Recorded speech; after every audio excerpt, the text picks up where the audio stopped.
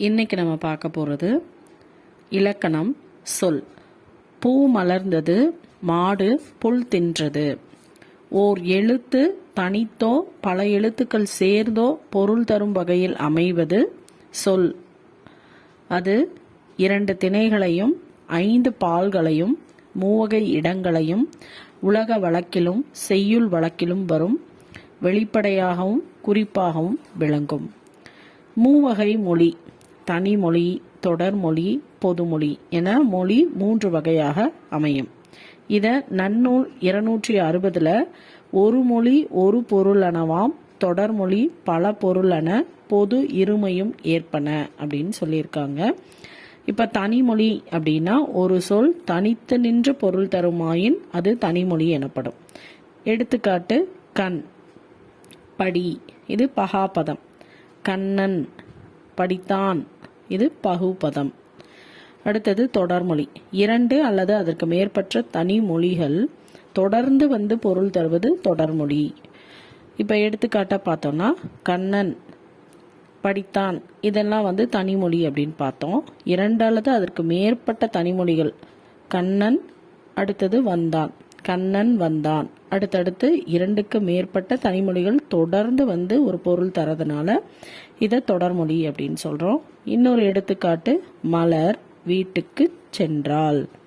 அடுத்தடுத்து வருது இல்லையா, அதனால இது தொடர்மொழி. பொதுமொழி அப்படின்னா ஒரு சொல் தனித்து நின்று ஒரு பொருளையும் அச்சொல்லே பிரிந்து நின்று வேறு பொருளையும் தந்து தனிமொழிக்கும் தொடர்மொழிக்கும் பொதுவாய் அமைவது பொதுமொழி எனப்படும். இதுக்கு எடுத்துக்காட்டு: 8.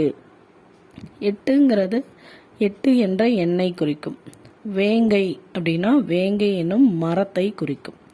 இதையே நம்ம பிரித்தோம் அப்படின்னா 8 அப்படின்றத எல் கூட்டல் தூ எனவும், வேங்கை அப்படிங்கிறத வேம் கூட்டல் கை எனவும் தொடர் மொழிகளாக பிரித்து நின்று எல்லை ஒன் வேகின்ற கை எனவும் பொருள் தரும்.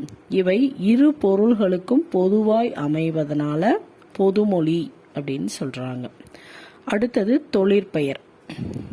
தொழிற்பெயர் அப்படின்னா ஒரு வினை அல்லது செயலை குறிக்கும் பெயரானது எண், இடம், காலம், பால் ஆகியவற்றை குறிப்பாகவோ அல்லது வெளிப்படையாகவோ உணர்த்தாமல் வருவது தொழிற்பெயர் அப்படின்னு சொல்றோம்.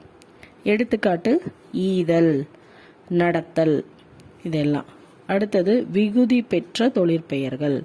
வினை அடியுடன் விகுதி சேர்வதால் உருவாகும் தொழிற்பெயர் விகுதி பெற்ற தொழிற்பெயர். இதுக்கு எடுத்துக்காட்டு: வினை அடி, விகுதி, தொழிற்பெயர். இப்ப வினை அடி அப்படின்னா நட, இதோட விகுதி சேரும் பொழுது நட தல் அப்படிங்கிற விகுதி சேரும் பொழுது நடத்தல் அப்படிங்கிற ஒரு செயல் வந்து செயலை குறிக்குது. அடுத்தது வாழ் அப்படிங்கிற வாழ் வினையடி, அதோட கை அப்படிங்கிற விகுதி சேரும் பொழுது வாழ்க்கை என்ற தொழிற்பெயர் உருவாகுது. அடுத்து ஆள், அல், ஆள் அப்படிங்கிற வினையடி அல் என்ற விகுதி அதோட சேரும் பொழுது ஆளல் அப்படின்னு சேருது.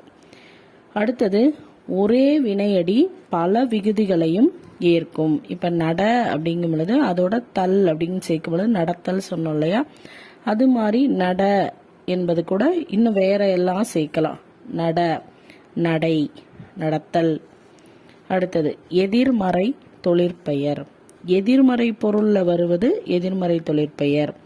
இப்ப நட, நடத்தல் அப்படி சொல்றோம். அதுக்கு எதிரா சொல்றது நடவாமை, கொல்லாமை, இதெல்லாம் எதிரா வரக்கூடியது. முதநிலை தொழிற்பெயர். விகுதி பெறாமல் வினைப்பகுதியே தொழிற்பெயராதல் முதநிலை தொழிற்பெயர். தட்டு, உரை, அடி, இதெல்லாம் அதுக்கு எடுத்துக்காட்டு. இச்சொற்கள் முறையே தட்டு, தட்டுன்னா தட்டுதல், உரை, உரைத்தல், அடி, அடித்தல் என்று பொருள்படும் போது முதல்நிலை தொழிற்பெயர்களா ஆகுது அப்படின்னு சொல்றாங்க. அதாவது விகுதி இல்லாம இதுவே வினைப்பகுதியே வந்து தொழிற்பெயரா மாறுறதுக்கு பேர் தான் முதநிலை தொழிற்பெயர் அப்படின்னு சொல்றோம். அடுத்தது முதநிலை திரிந்த தொழிற்பெயர். விகுதி பெறாம முதநிலை திரிந்து வரும் தொழிற்பெயர் முதநிலை திரிந்த தொழிற்பெயர் சொல்றாங்க. இப்ப கெடுதல், இதனுடைய முதநிலை கெடு. இதனுடைய முதநிலை திரிந்த தொழிற்பெயர் கேடு. சுடுதல் அப்படிங்கிறது தொழிற்பெயர், இதனுடைய முதநிலை சுடு.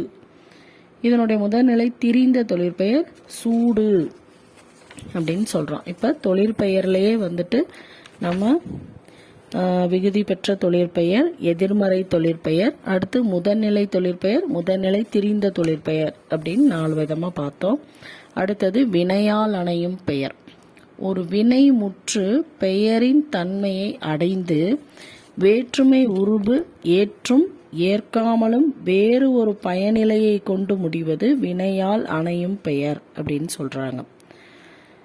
அது தன்மை, முன்னிலை, படர்க்கை ஆகிய 3 இடங்களிலும் 3 காலங்களிலும் வரும் அப்படின்னு சொல்றாங்க. எடுத்துக்காட்டு, வந்தவர் அவர்தான், வந்தவர் அவர்தான். இன்னொன்று பொறுத்தார் பூமி ஆழ்வார். இதுதான் அதுக்கான எடுத்துக்காட்டு கொடுத்துருக்காங்க.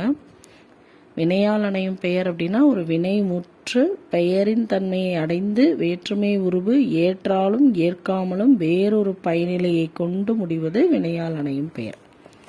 இப்ப அடுத்ததா தொழிற்பெயருக்கும் வினையால் அணையும் பெயருக்கும் உள்ள வேறுபாடு. தொழிற்பெயர், வினையால் அணையும் பெயர். தொழிற்பெயர் அப்படின்னா வினை பெயர் தன்மையாகி வினையையே உணர்த்தி நிற்கும். வினையால் அணையும் பெயர் அப்படிங்கிறது தொழிலை செய்யும் கருத்தாவை குறிக்கும். தொழிற்பெயர் காலத்தை காட்டாது, ஆனால் வினையால் அணையும் பெயர் காலத்தை காட்டும். தொழிற்பெயர் படர்க்கைக்கே உரியது, வினையால் அணையும் பெயர் 3 இடத்திற்கும் உரியது. இப்போ இதுக்கு எடுத்துக்காட்டு சொன்னோம்னா பாடுதல், படித்தல் சொல்றோம். எடுத்துக்காட்டு பாடியவள், படித்தவர்.